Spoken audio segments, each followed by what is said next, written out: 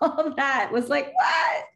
Peng is hopping on, but yeah, no, I agree. It was crazy. I read your review today on your Yeah, blog. oh, yeah, I saw that. Hi. Thank you. Hi, Peng. How are you? Good. How are you? I'm good. It's nice to see you. Get to talk to you again. Yes. Yeah. Good.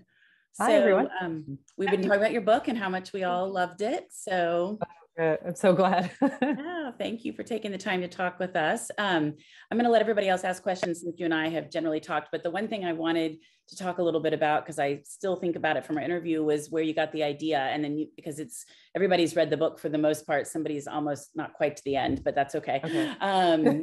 Where you got the idea and then like what happened with that. Do you mind telling that story?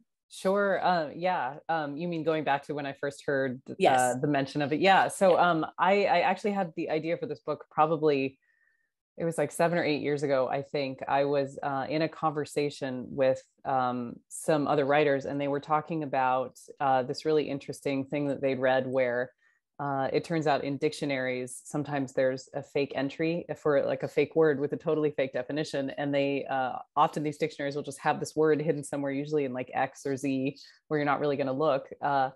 And it was a way for them to make sure that nobody had copied all of their words and had instead done all their own research. And it turns out that that is also true with maps, that you that map makers, it's not so common now, but back all the way through for the past couple 100 years, map makers used to hide these phantom settlements, they called them, on their maps to help catch copyright thieves, essentially. Because again, if your little imaginary town or your fake mountain or a dead end road that wasn't there turns up on someone else's map, then it's obvious that they've copied your work instead of done their own surveys. And I just thought that was, just the most fascinating thing. And I couldn't stop thinking about it for, it was months, and then it was years, and then it was many years.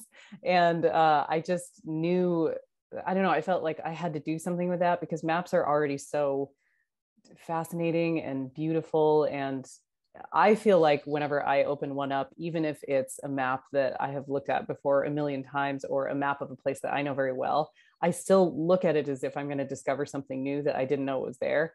And after hearing that story, I just felt like you really actually could discover something that you didn't know was there, these little secrets hiding in plain sight. And then there was a lawsuit related to one of those, right? And how did that play out? Yeah. So if everyone's pretty much almost done with the book, yeah. So that's why I think it's okay to tell the story. Okay, because I think it's such a cool story, and I want everybody to be able to hear it. Yeah. So the town in the book, Aglow, it's based on a true story of a town of the same name. Back in the early 1900s, the two map makers that are listed in the book, Otto G. Lindbergh and Ernest Alpers, they were really worried that bigger companies like Rand McNally and H.M. Goucher were copying their maps and then printing them very quickly in order to catch up in that highway folding gas station map market. And so what they did was they invented that town, and it's named with a combination of their initials, AGLOE, and they put it in that spot that's in the book, just in the middle of, basically the middle of nowhere in upstate New York. So they stuck it there on, their next edition, and they didn't tell anybody, not even, I think, the other people that they worked with. And then a couple months or a year later, Rand McNally's map came out, and that town was there on Rand McNally's map. Yeah. And so Otto and Ernest, they sued because they, said that they had caught Rand McNally stealing red-handed because they had made up that town, named it after themselves, and put it there in the middle of an empty field, and it couldn't be real. And Rand McNally said in the court case, except it is real. And so Otto and Ernest got their lawyers, and they drove out to this area in the middle of nowhere in New York to take photographs of this field and prove that there was nothing there. And when they got there, there was an entire town with buildings and offices and cars and people living in it. And there was an official record of the town in the county administration logs. And they had no idea how it happened. And, they could not believe. So obviously there was no court case because the town was real. And so that's the seed of the story. I mean, when I read that true story after I'd started researching this this phenomenon of phantom settlements. When I found that, I just knew like that's definitely what the book's going to be about, because it was just so wild and unbelievable. Well, and the funny part then is the town had sprung up because Otto had put it on their map, and then people were seeing it on the map, and so they started, I guess, renaming their businesses and stuff, right?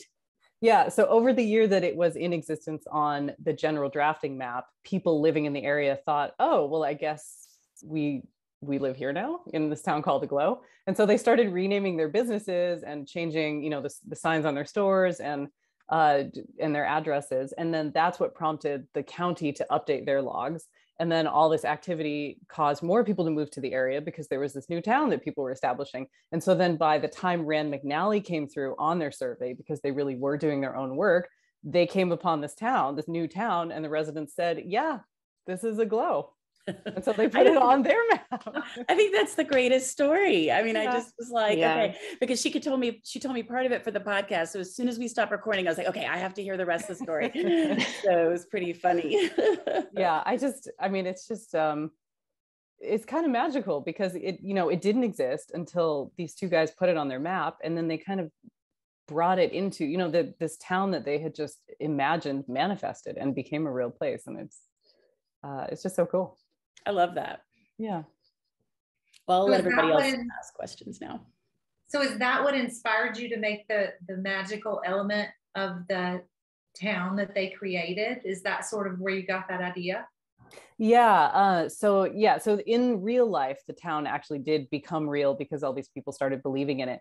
But there are a lot of other phantom settlements there's two in Ohio. I think there's one in Lancashire or Lincolnshire in the UK that is known, but they didn't have something like this happen. It's just you can only find them on the paper and not in the real world. And so I started thinking, what if, what would happen in these places where they are only on the paper? How could you make them real, kind of in the same way that Aglow became real? And then that's where the magic crept in.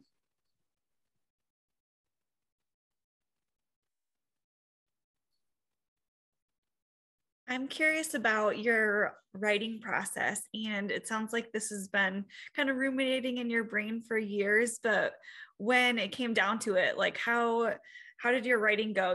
Did you just crank it out chapter by chapter, or was it something that you kind of went back and forth as far as like the two timelines? Did you write one timeline and then the other? I'm so curious about that. Yeah, it was overall like a huge mess. I'm not I think we talked a little bit about this, Cindy. I'm definitely not a plotter or an outliner or anything like that. I have to do the whole thing kind of by exploration and discovery. And so I actually have no idea how I convinced my editor that we could do this book, because I just said, like, maps are cool. Let's do something with maps. And she's like, okay, do you, I said, no, but we're going to figure it out.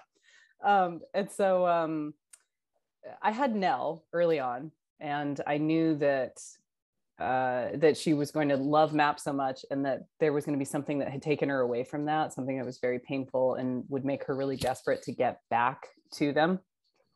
And that was kind of how her relationship with her father developed. And so, but because I write by exploration, I knew that they'd had this big fight, but for like 100 pages when I was drafting, I still didn't know what the fight was about even. And then I think the timelines came in kind of, it was one of the last things that we put in, because it just felt like, even after we'd finished the whole mystery, my editor and I were reading it, and she was saying, like, it's good, but it just feels like there's something missing, like this layer or this extra, and I eventually realized that it was because we just needed so much more of what had happened to the original group to help explain, like why it was such a terrible thing that had happened to them, and why they were so afraid and wanted to protect Nell from that. So it kind of all, for me, it really comes together piece by piece. And because I can't plan it, it's kind of a messy process, but really fun, because then when you kind of discover something, it's just really exciting. Yeah, kind of along those lines too, just to piggyback on my own question. Yeah. Were there any major plot points that you reworked or changed in the process, or that you thought would go a certain way, or, and you just took a turn? Yeah. So instead of what used to be there, instead of the whole past backstory of these friends, was actually there used to be a secret society of these cartographers who were at war with another secret society of cartographers, because some wanted to control these places and some wanted to share.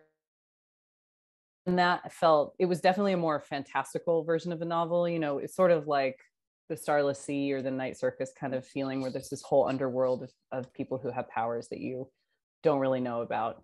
And then Nell got sucked into it, but it just didn't feel, it was fun, but it just wasn't totally right. It was more about, it felt more right to stay focused with just the friends and focus on their relationship and the thing that they had discovered.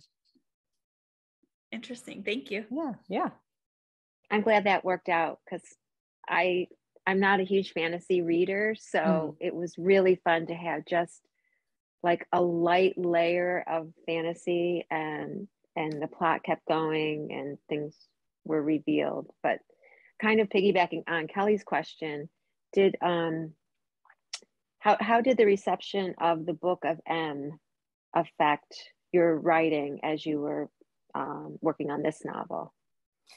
It was both really encouraging and also really, I don't want to say distracting, kind of scary, I guess. So with a debut novel, you just never know. I mean, if even one person is going to read it, really, you have no guarantee. And so I felt really grateful and lucky that so many people did read it and that it was as well received as it was. But it was really difficult to work on the cartographers at the same time, because I had I think I had just sold the idea. So, and a lot of times authors will write part of a book or the whole book and then give it to their editor and show them, but I had the idea, but I didn't have anything else. And so we actually sold the book to my editor on a 1-page summary that was just talking about Aglow and what a neat story it was and how I wanted to do something with maps and I was going to make it a mystery, but I had so little. And so I was trying to start this huge project, and because I don't plan when I write, everything, it was such a mess, and I didn't know where I was going, and I didn't know what, you know, had happened to Nell in her past, and I didn't know why her father was fighting with her. I didn't know anything about anything yet. And it was such a different experience to the Book of M, because at the moment that you leave your last book, it's so polished and everything is working and all the pieces are together, and that's kind of the last thing you remember about writing. And then you dive into your next project and it's obviously just chaos, and everyone is talking about how, you know, hopefully well put together or compelling or whatever this previous one was. And I would just keep returning to my desk and just look at this mess, and I just thought, I don't remember how I got from the end of that one from the beginning of it. And you feel like you can't do it again, and it's kind of terrifying. I would Thank think you. so. Ellen, you wanted to ask about her background, right? Yeah, I was curious. Actually, now I was just kind of two things. One, I'm curious, how long does it take to write the book, kind of from that first proposal to all the way through to the end? I guess is my first question, just kind of based off from that other conversation. Yeah, I think for me, it's probably different for everyone. For me, it takes 6 to 9 months, I think, to get a first draft out. And then it takes the same amount of time to revise it. I think it's, I have some friends that they do a lot more work on the front end and they plan a lot. And so their first draft takes a very long time, and then they revise it for something like 2 months and they're done. And I just think, how can you, that's so quick, because it takes me the same amount of time to revise such a messy project. How much research did you have to do to learn all of the facts and how it all works with the map making and cartography? How much research did you have to do for that? I think I did. I mean, I did a lot of reading about cartography just because it was so interesting, and I wanted to make sure that my characters felt real and believable in that field. But I have read, I think it was E.L. Doctorow, maybe it was some famous author, I think it was E.L. Doctorow, who said that the mistake a lot of writers make is they can go down a research rabbit hole. And so he said, you actually should only do just as much research as you can get away with and not a little bit more, because otherwise you're either going to never finish the book, or you're going to bog down your readers with so much extra detail because you've had so much fun researching it that you just want to put it all in there, but your story actually doesn't need that much, and you could really, just crush the reader. So I did a lot of mostly what I did, I went to the New York Public Library, actually, to that map division, and I just spent a lot of time going through all the maps that they had and just kind of I just wanted to get the feel right, and make sure that the way that Nell felt about that place and the vastness of it and how many maps it contained and just the majesty was accurate. I think you did such a great job with that because it was so informational, but it wasn't too focused on the details of the cartography. The story shown instead of all of the information about it. So I think you pulled that off beautifully. Oh, good. I'm very glad to hear that. That was one of the things we were all talking about ahead of time, was the atmosphere and how we just felt like you brought it to life so well. So I love it. Thank you. Yeah, I think I never had really thought about maps that in depth, and it's just interesting how fascinating they really are in that history, and you really did bring that to life in this book. I was curious, how did you get into writing? Like, what kind of led you into the path of being a writer? It was, I think, I always wanted to do it ever since I was a kid. I've told the story before a couple times where, so sorry if you've read this and I'm going to repeat it, but when I was about 5, I think, my mom realized that I really liked reading books. And so she was very excited about that and she wanted to support it. And so she told me that she would, that I could write her a story. And so I wrote a story about this very friendly spider. I think his name was Stanley. And he was a daddy long legs and he just wanted to make friends, but everybody was scared of him because he was a spider, until he makes friends at the end. And I illustrated it, with crayons or whatever. And she thought it would be really cute if she took it to her work secretly and she got it laminated and then had a little spiral binding put in the back of it and then bring it home and surprise me. And so she brought it home and handed it to me and was like, here's your book. And I thought that I was published. So that was a great year. That was a really great year. But I mean, basically ever since then, I can't remember ever being, it was just the most exciting thing that had happened to me. And I still remember it. I think I was about 5 years old and I just it was so amazing to see, what I thought was my little book with my story in it. And I could, show it to my brother or show it to my friends. And I think I just never lost that love for it. And I just always knew that somehow I wanted to get to this place to be doing it full time. Thank you. That's pretty cool of your mom to have done. Oh, she's great. Yeah, she's amazing. I think it must be the greatest feeling when you get first your galleys and then your finished copies, just be able to hold that book after all that time. Yeah, it really is, because it's so, and maybe for other authors if they're kind of visual, but for me, I never have an idea of what I think the cover is going to look like, or I could never tell you. I always get asked, like, who would you cast in the movie of your book? But I don't know. I just don't see it like that. And so the first time you do get the book, it finally does make it real, because before that, I've only ever seen it on a computer screen or just as a bunch of pages that I've printed out and scribbled all over. And then to see it formatted like that and with the interior design is really special. We were talking a little bit about book of the month. So can you talk about like how you find out, how that process works, all of that? Yeah, so I'm not sure how it works on my publisher side. I think they must have known a lot more, but there was just one day, just a couple of weeks before it happened, where I got an email from my editor, Emily, who said, congrats, this is happening. It was huge news. And my agent called me like screaming, and we all had little parties in our own respective apartments. But it's really, it does feel kind of random, because you don't know on the author. My editor and my agent are obviously working a lot on their end to try to get, as much exposure, get the book in the hands of reviewers like that. But my job is kind of done at that point. And so it really does just feel every time something like this happens, it's just such a surprise. It's so wonderful. I still kind of can't believe it. So I'm just really grateful. Well, it's just always so interesting when it's chosen for that, because then it's just everywhere. You know, all of a sudden everybody's posting about what are you picking, and here are the choices. And even like, I don't even do book of the month, but I love to follow what they pick. So it's just really fun to see that. Well, congratulations too. Thank you. Yeah, it's been amazing. I think everybody else, I think there were some more questions. Does anybody else have any? I have a question about just your process between writing the Book of M. I haven't read that one yet, but I've heard it's amazing and it's on my list now. But just kind of how you feel like you grew as a writer, or what, you know, takeaways you had from the Book of M that you wanted to incorporate, or things that just as an author you wanted to change for this second book.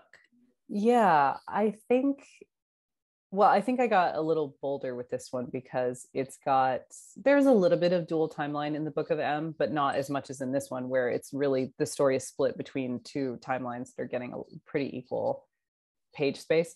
And then the Book of M has, I think, four viewpoint characters, and this one has like 8 or 9. So it's just, I don't know, maybe the next one will have even more. But I think I gained confidence in trying to do what I wanted, because with the Book of M, I used to have more characters that had points of view, and I trimmed them back a little bit because I was worried that it would be too weird or too ambitious or something like that, and it would scare off an editor if it was my first book.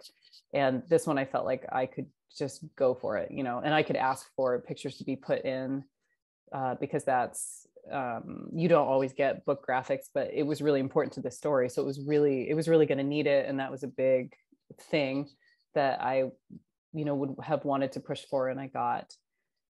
And also I think just the confidence to, because my process is so messy, the book is always really, really bad in the beginning for a while, and then it starts to become, you know, at the end it all kind of comes together and it works out.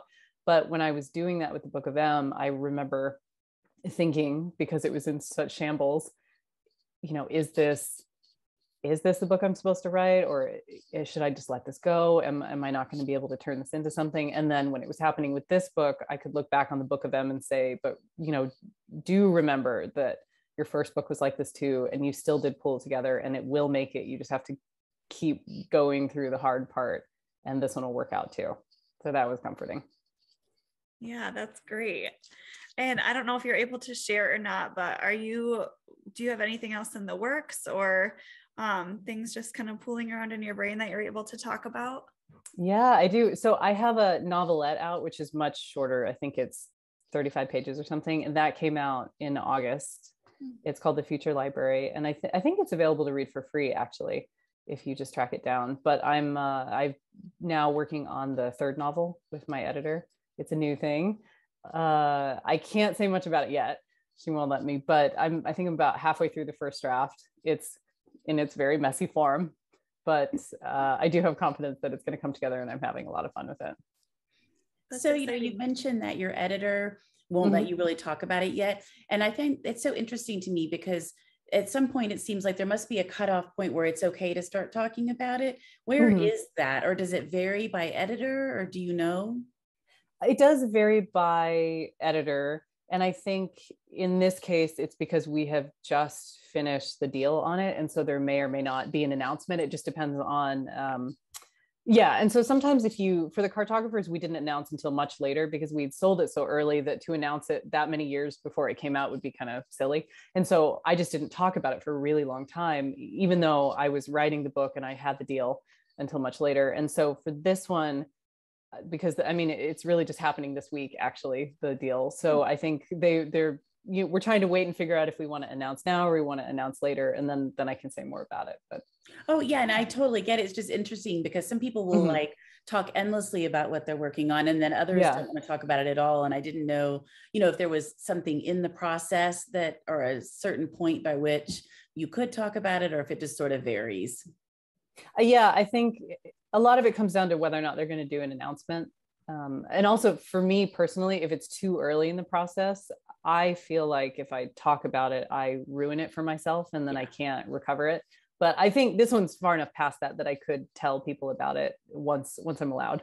Yeah. But definitely in the beginning, my agent, she was emailing me like, "What are you working on now?" And I said, "A thing, but I can't talk about it yet. I'll just send you pages when I can." So. Well, yeah, you don't want to curse yourself. Right. Yeah. Yeah. Anybody else? Well, I was curious what you're reading right now, what you would recommend of another author to read. I would recommend Meet Me in Another Life by Katerina Silvey. Did we talk about this one, Cindy? I think I might have mentioned it to you. I don't Maybe not. think so. I don't know. Okay. Oh, that's great. That's a new recommendation then. It's called Meet Me in Another Life. It's by Katerina Silvey. It came out, I think, last year in the middle of the pandemic. And excuse me. And I just heard, actually, I think they just sold the movie rights for it, and Gal Gadot is going to star. So it's going to be, yeah, just amazing. But it's this really interesting, it's about a young man and a young woman who meet each other.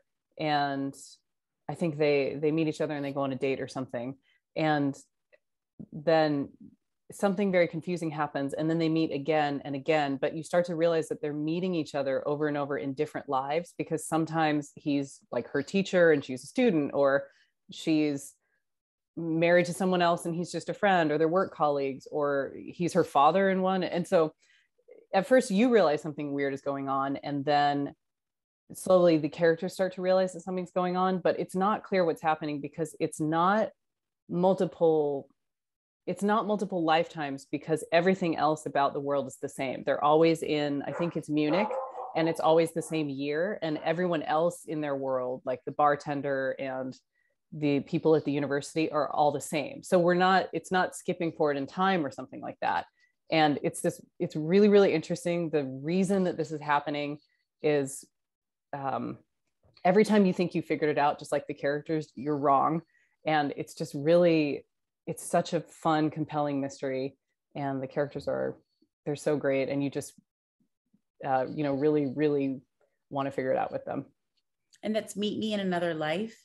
It's Meet Me in Another Life or Meet Me in Another Lifetime. I can't remember, but it's one of those two. Yeah. Oh, that sounds really interesting, particularly because they're not, everything else about the world isn't changing, Yeah. So that's interesting. Huh. Yeah. Yeah. Do you have periods of time while you're writing where you don't read? Some authors say they don't really want to read anything else, or they don't want to read in their kind of genre while they're writing because they don't want to accidentally pick up ideas. Does that happen to you? Sometimes, yeah. I think I read a lot right before I start writing. And then when I'm working on the first draft, I think I probably do read a little bit less than when I'm not drafting, because it is really hard to, there definitely is something to be said about preserving the little bubble that you're in. And if you are reading something that is just like yours, it really can kind of affect you. So I would say that's probably true. Yeah. I'm just always curious. And then, you talked about doing research. Do you have to research as you go as well? You're writing and you decide you're going to go in a different direction, and then I guess you go back and research more. Yeah. And it's actually how I like to do the research. I don't tend to just sit down and do, I don't know, 6 months of research all at once, because I don't really know, since I don't plan my books out before I start writing them, I don't really know what I'm going to need. And then I also feel like when you are writing and you come up to a thing that you don't know and you realize you need the research for, and then you go and do just that bit of research and then you come back and keep writing, it does help you weave it in a more natural way, rather than just making it feel like here's a big academic chunk of knowledge that I looked up 6 months ago, and now I'm going to give it to you in the middle of this story because I worked on it. Well, and I think it's interesting because that is something you can find happening in a story. All of a sudden, you'll have 3 whole pages of something on some topic, and you're like, wait a minute, what's happening here? And I do think that that's one of the things I loved about your book, was that everything's just woven so perfectly in. You don't feel like you've got to stop and read about some particular thing that takes you outside the story, because a lot of times that will pull me outside of a book. So yeah, it can. And it was really important to me not to do that, because I wanted, as much as I love maps, the reason that I wanted to write this book so badly was because it was about the story, and so I wanted the story to be the first and foremost thing that you're reading for, and everything else is supporting that, rather than the other way around. I didn't want it to feel like a bunch of research I'd done on cartography and I was tacking on a plot to, make you read it.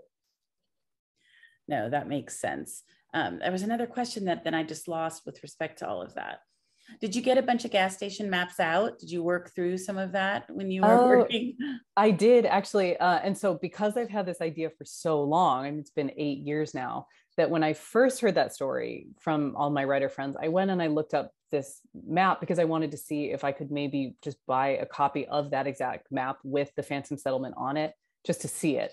And I found some on eBay and they were like $5. So I bought, I don't know, 1 or 3 or something, and looked at them, and sure enough, the town was there. And then I kept those maps because I just couldn't get rid of this idea. And it had become a kind of obsession for me. And so over the years, I would check places like Etsy and eBay and I don't know, like mapworld.com or whatever. And I would look for this specific map. And over the past decade, it has become, I think, either because people know the story a little bit better. There was an NPR article about it. And then John Green's Paper Towns also has a glow in it. And so over the years, these maps have become, with this edition with the town on it, they become rarer and they're more expensive now. So it's like, you have to pay like $30 or $40 for a copy, and they are much harder to find. And so I have this little stash of like 7 or 8 of them myself. So I sort of am Wally, I guess. I've kind of become Wally. That's what I was just going to say. You're becoming the person that's, hopefully you're not killing people to get a hold of the map. No.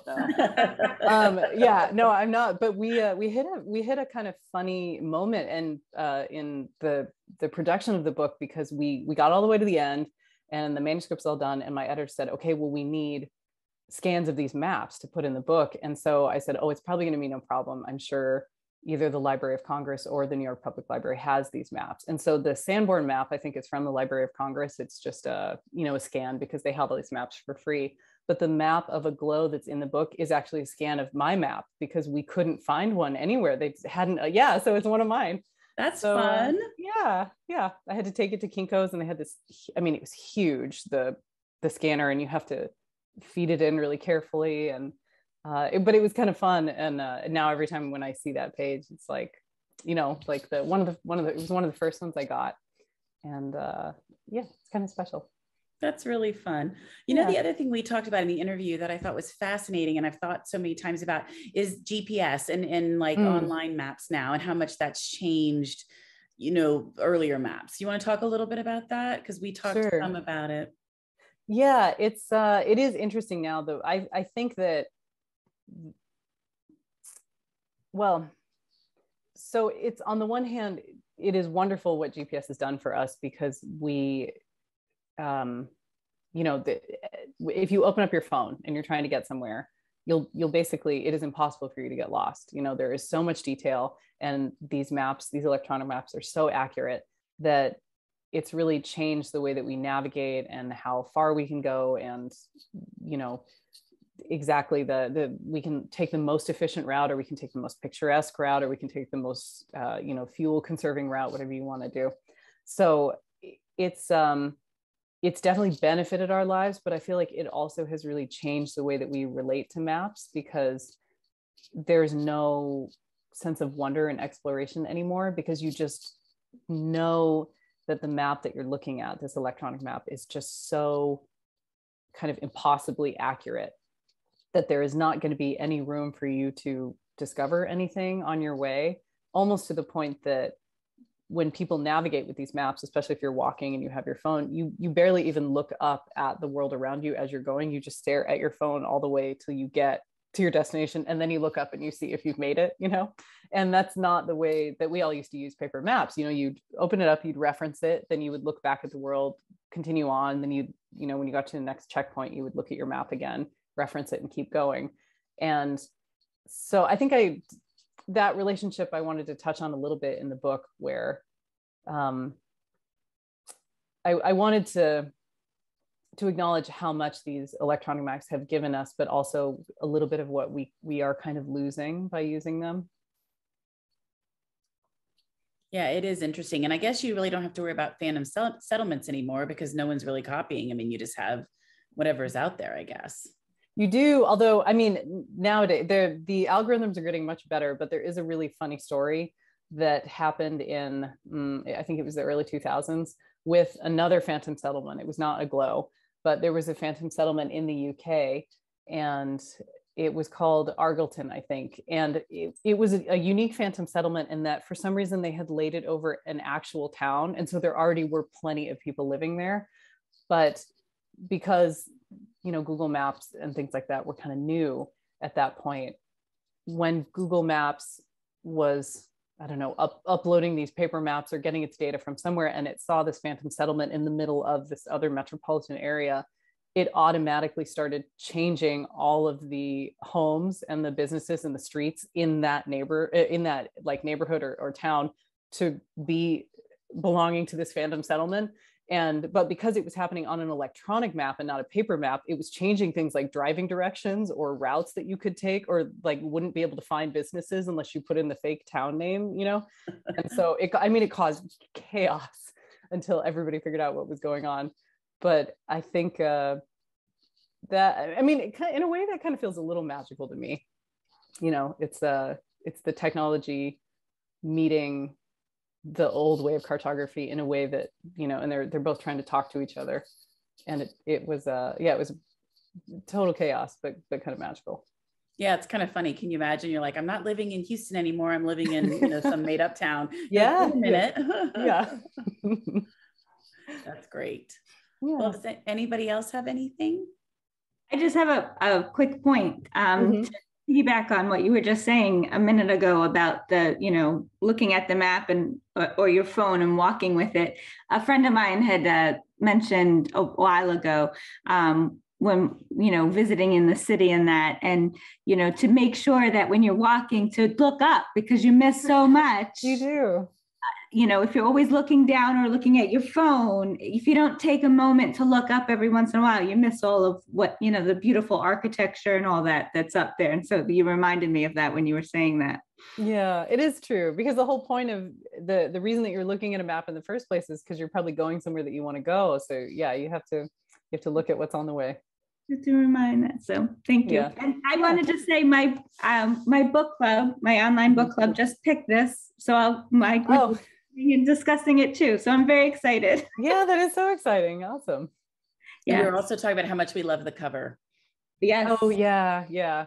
That was a really interesting process actually, to get to that cover, because we thought, so you would think, right, because it's a book about maps, that you just put a map on the cover, right? And then you're done, like easy. But every single map that we tried, it just didn't work, because it either looked like a nonfiction textbook about maps, or it looked like, I don't know, a children's book. And not that there's anything wrong with children's books, but this is not a children's book. So that just the tone was always wrong.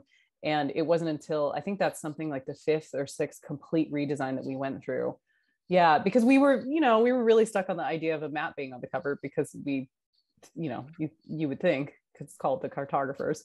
But it wasn't until we finally moved away from the idea of having a map as the graphic that we set on this, the mysterious bookshelves at night in the library. And then we all just knew it was right away after that. I can see that, because if you just put a map on there, first of all, a map of what, how do you decide what it's going to be? And then kind of working your way through all of that. Oh, that's interesting. I'm not sure we even talked about this. So yeah. I love it. I think it's a great cover. Thank you. Yeah, I love it too. And the more you look at so much detail in it. Yeah, there really is. It's the illustrator is amazing. Yeah. Well, this has been wonderful, Peng. Thank you so much for joining us. Thank you so much for having me. Thank you. Buckle in, because I think you're going to be shocked at the reception. Oh, that would be amazing. Really, in every good way. I've heard just fantastic things, and I think it will exceed all your expectations. Oh, that'd be wonderful. Well, thank you for saying that. I really appreciate it. Oh, yeah. I just loved it. It's such a great book. So creative. Thank you. Well, I'm so glad that all of you enjoyed it so much. It really means a lot. Well, thank you. And everybody, good night. Thanks for jumping on. Good night. Bye. Good luck with everything, Peng. Bye. Thank you. Bye.